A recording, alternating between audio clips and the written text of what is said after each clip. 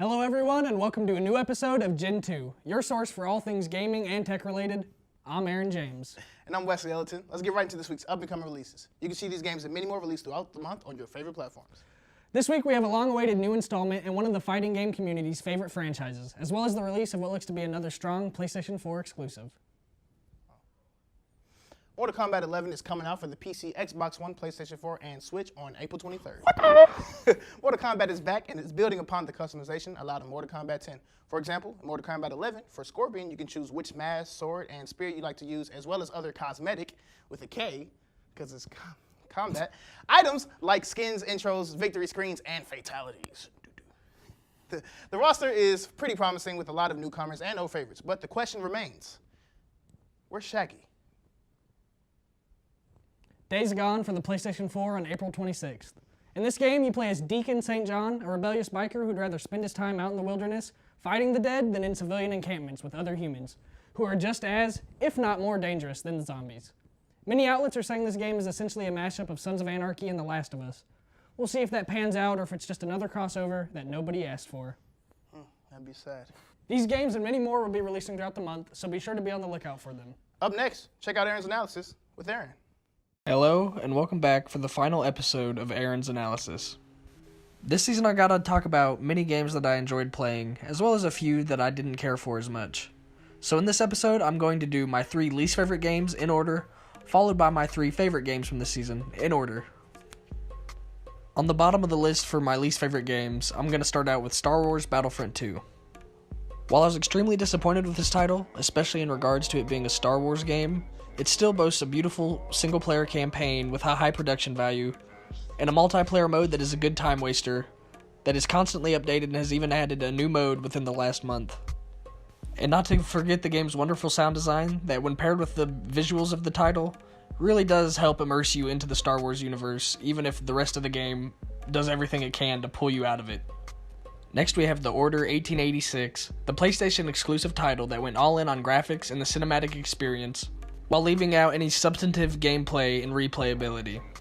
We're given an interesting setting and a story with a driving mystery that you want to see unfold to the very end, but it's hampered by a plethora of annoying QuickTime events and a very low number of gameplay segments that are just as frequent as the story cutscenes. It hurts it even more that the gameplay never really switches up and remains the same the whole way through, to the point where it's already gotten stale by the end of the game, even though the actual gameplay only consists of 3 to 4 hours. Still, the story and overall presentation of the game do give it some redeemable qualities. And taking my number 1 spot on my least favorite games that I talked about this semester, we have Lords of the Fallen. This game is a Dark Souls clone, and in my opinion, a bad one at that. Now, if you really like Dark Souls and are just itching for something that plays similarly, it's not that it's a terrible game, and it's probably the closest thing to Dark Souls combat outside of the franchise, besides the Surge game from the same developers. That being said, it is slower, and there's not a huge amount of enemy variety, and the bosses range from to just terrible. Lords of the Fallen is a soulless game, but it did manage to hold my attention until I beat it, so I guess it has something going for it. That wraps up the 3 least favorite games from this semester, and now we'll be looking at my 3 favorite. To start off the list, we have Hitman 2.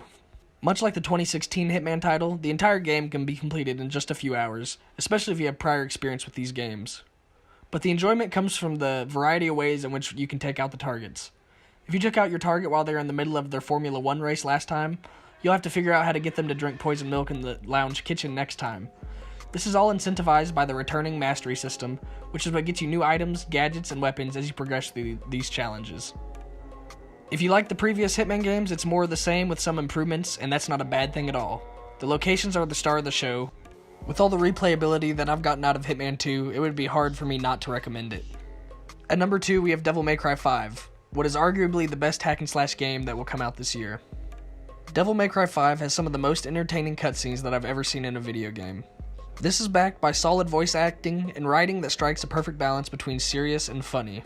Not to mention the amount of depth in the combat is kinda mind-boggling. Each playable character could probably star in their own game and it would feel complete. Dante alone is like 10 characters. He has 4 different styles and 4 different ranged and melee weapons. Someone could spend hours in training mode alone just trying out different combo ideas. Now for my number one spot on my favorite games from the semester, we have Sekiro: Shadows Die Twice. Sekiro is from Dark Souls developers From Software and puts its own spin on the Souls formula by taking away the focus on blocking and dodging and slashing. Now you're supposed to attack relentlessly, but know when to pause and parry incoming attacks to break the enemy's posture. There's a lot more I could say about this game, but we're out of time. Thank you for listening this season. I hope you enjoyed Aaron's analysis. Next up, we have Trevor with This Week In. What's up, gamers, and welcome back to another episode, the last episode, in fact, of This Week In, that segment of Gentoo where I kind of just get to do my own thing and talk about things and stuff and things that I think are relevant to the gaming industry. Peter Rubin of Wired provided an exclusive piece on what to expect from Sony's next-generation gaming platform, and I highly encourage you checking it out if you're the kind of person who wants all those juicy little details. As for the rest of you who think that's too much work and want a quick overview on what to expect, then you're in the right place. First off, the PlayStation 5 has been in development for roughly 4 years, meaning that developer kits have been able to get into the hands of developers so they can start working towards the next generation of games. Sony has confirmed their next generation platform will not be coming out this year in 2019, but we'll be looking at a 2020 release. When specifically, we don't know, but it's a safe bet it will be toward the holiday season around November. That's typically when next generation platforms release anyway. Mark Cerny, the lead architect for the PlayStation 4 and now 5, is aiming for fundamental changes in what a game can be with the next generation console. Usually generational shifts include a clear increase in hardware capabilities, specifically the CPU and GPU, or computer and graphics processing units. I'm not going to get into the major specifics here because I don't even understand some of this stuff. It's a mess of how Peter Rubin put it, alphabet soup. Anyway, the GPU will support ray tracing. Ray tracing is a lighting technique that models the travel of light to simulate a photorealistic environment in a virtual space. This means that it mimics the behavior of light so that it bounces off of surfaces and reflective objects. Basically, it makes things look more real and I would argue better than real, which in turn is super immersive for a gameplay experience. Cerny says this technique can apply to audio as well. In the past, the upgrade of audio for PS3 and PS4 was not as substantial as it will apparently be for the new generational leap.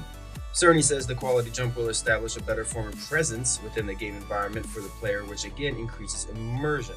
The PlayStation 5 is also going to support backwards compatibility, which I think is great, seeing as gamers will have an expanded library of games to begin with. Additionally, Sony has confirmed that physical discs will be available alongside digital download options as it is now with current gen. This is a good move because although digital sales have been increasing while physical sales have been decreasing, there is still a large portion of gamers that prefer physical copies of their games. One of the coolest things Peter's article mentioned was how Sony is planning on utilizing an SSD or solid-state drive. Solid states are drives that can read and write data incredibly fast. As a test, Sony used Marvel's Spider-Man with a basic beginning version of the hardware compared with current hardware to fast travel from one area of the game to another. The difference in loading screen time was incredible, with the current hardware clocking in at 15 seconds and the new hardware clocked in at 0.8 seconds. Of course, this is running a game that was made for current gen, but it's still pretty impressive. Unfortunately, that's all the time I have left. My name is Trevor for This Week in Gentoo here on KNWT Channel 8. Thank you for watching. Welcome to another edition of Game Breakers. I'm your host, Wesley Ellington, and this week we're going to be looking at the top 3 game modes that we played all year, and I'm so excited to bring it to you. We've had some great moments this year, guys. Get knocked out. Oh, are you serious? I mean, it's an arc. Oh, wow. We've had some great moments. We've also had some other moments that were. We'll be playing my team on the NBA 2K19. Wait, the game's supposed to be no. But I'm so excited to bring this to you. I'm not the only person excited though. I got to be honest with you, John. Tell you what, guys, a little bit of VCU and Gentoo crossover because I am this excited about the top 3 game modes. That How much West excited? Played. I am this excited, gargantuan amount of excitement for all of the game modes that West played all year, and especially to find out his top 3. Top 3. This is great, guys. Top 3 game modes all year. Let's get into it. Coming in at number 3, we've got NBA 2K19's My Team mode. I chose My Team because it is definitely something that you can lose yourself in. It's honestly what you make it. Though there are many faults when it comes to all the microtransactions and the way it kind of forces you to pay, you can have hours of fun creating teams and playing hundreds of games and earning enough MT to get some great players. The creativity that the game allows you to have when it comes to creating lineups, jerseys, and even arenas is something that has propelled this game mode forward for years and has led to some really awesome moments. This is truly one of the most fun video game experiences I've had, but there are 2 other game modes that I had some more fun in this year. And coming in at number 2 is UFC 3's Career Mode. This game mode single-handedly made me more of a UFC fan. Before I began playing this mode about a year ago, I only casually knew some of the most popular UFC fighters, but now I'm an avid fan and I watch every single event. That alone solidified this game mode on my list, but the mode itself is where you have the most fun. I spent so many hours trying out all the different movesets and fighting styles that your character can have. I created a fighter for every single weight class and probably spent at least 10 hours on each character. It's so much fun fighting your way through the ranks and going undefeated for like 40 years. You can keep playing this mode for at least a year, and I've proven that. But there is a game mode I have been playing for much longer that comes in at number 1.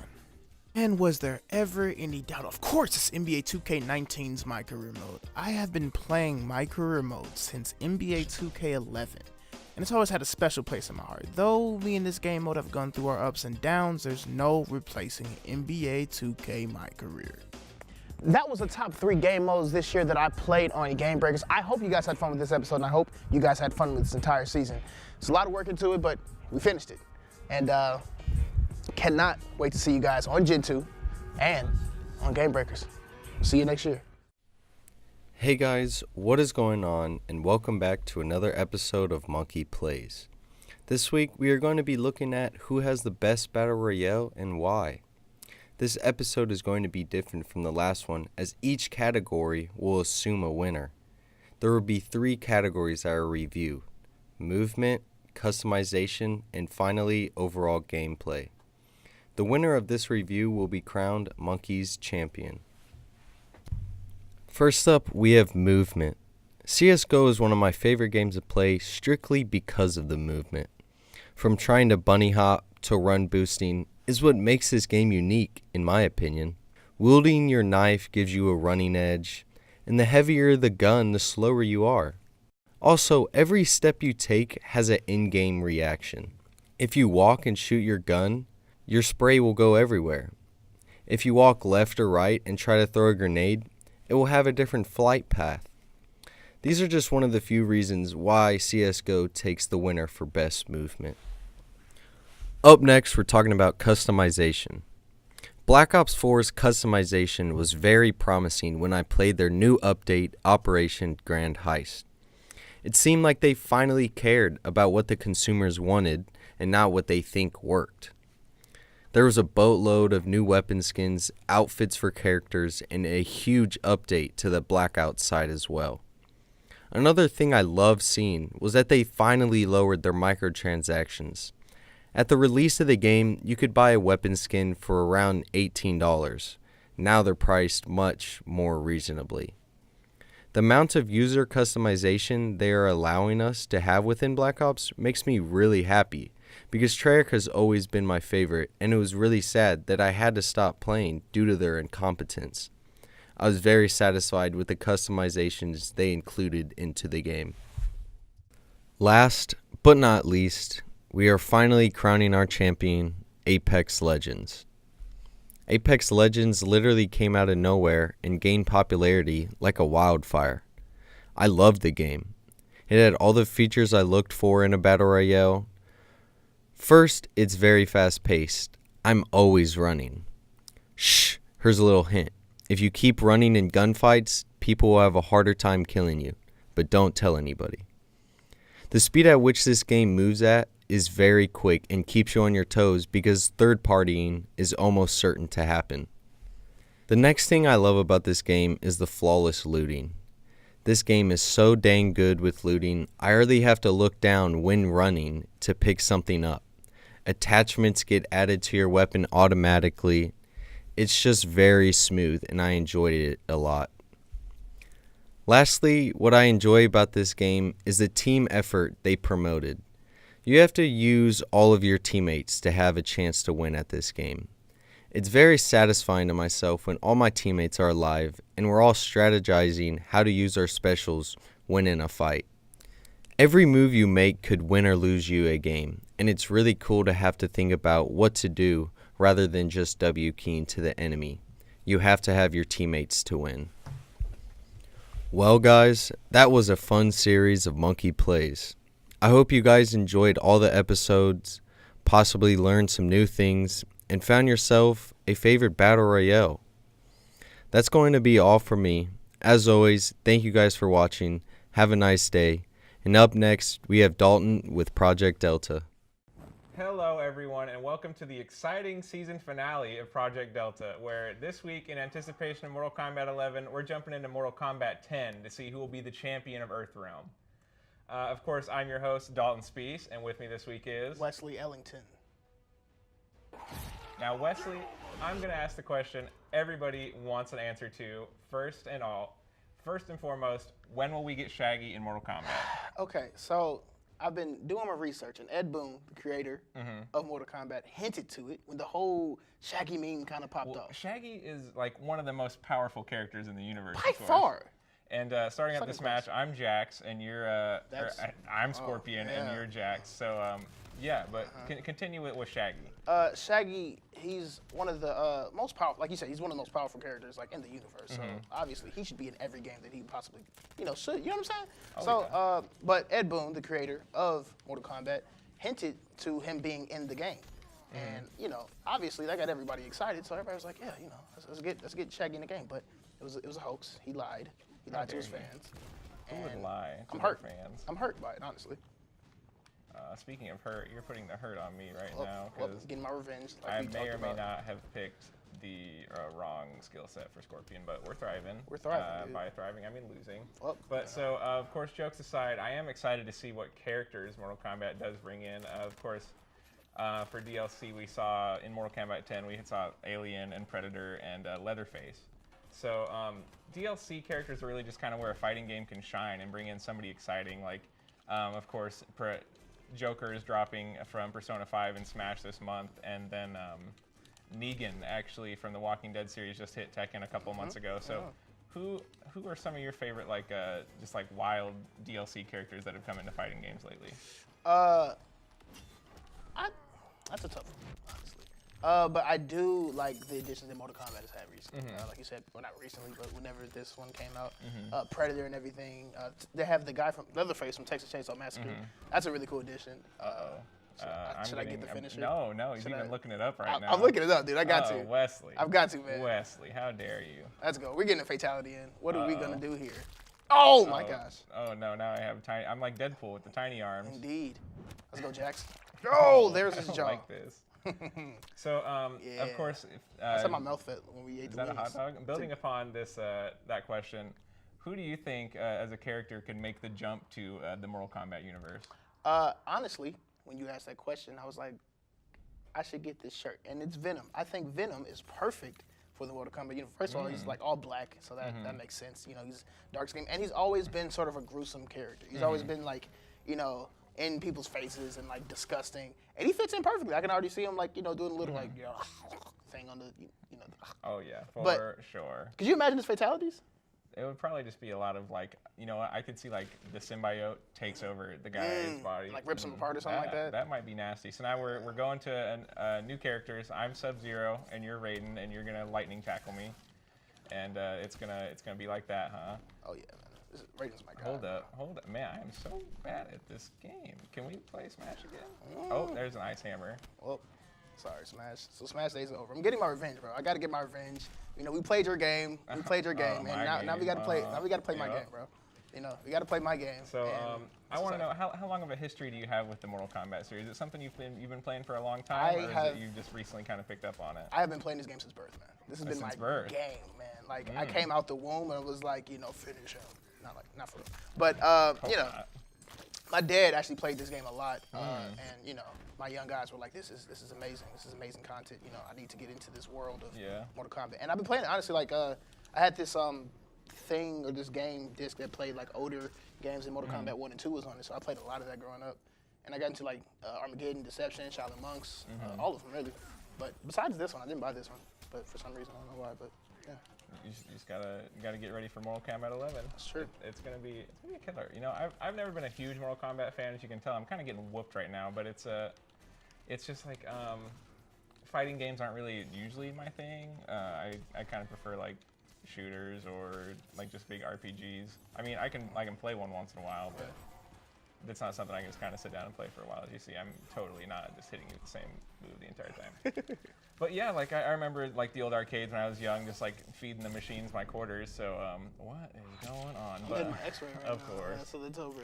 It's over again. But so there's a yeah, spine. I remember just feeding the machines quarters and like trying to see who could, as Wes looks up another fatality, Got trying to, to see man. who is the best Mortal Kombat player, and more often than not, it was not me. So besides Mortal Kombat, what are some of your favorite fighting games? Let me think. Tekken. Tekken's a good one for me. I played a lot of Tekken 5 growing up. I played like Tekken 4 in the arcade, Tekken 3 or whatever. But honestly, like between Mortal Kombat and Tekken, those are the ones I spent like several hours, several days really playing those games. But recently I've gotten to Smash, obviously. I'm scarred now. You're scarred. But you know, I don't know. I think I played quite a bit, but these have been Tekken and Mortal Kombat definitely my favorites throughout the years. So, of course, some of my favorite games are one of the 3D Dragon Ball Z games, Dragon Ball Tenkaichi. I loved it because I just liked the 3D aspect of the combat and the way that you could get new characters. It was you had to collect items from the story mode, and then you had to be smart enough to go to the little character creation thing and put the items together to create a new character. So I really enjoyed that aspect of the game. Oh, my goodness, Johnny Cage. Johnny Cage is a stud, by the way. But, so yeah. Also, another one of my favorite games is Def Jam Fight for New York. Oh, man. That game That's is amazing, a classic. Absolute classic. Because, you know, you just like, when it came out in 2004, it was all these different rappers who were signed to the Def Jam label. So you're just like out there like fighting people as DMX or Exhibit or just like Ludacris. And it's just like, why is this the thing? But you're also like, man, I'm glad this is the greatest thing ever. Yeah, for sure. Oh, there we go. Nice little X-ray for me. But when it comes to fighting games, we have 2D games like Tekken and Mortal Kombat, or 3D fighters like Tenkaichi, like I mentioned earlier.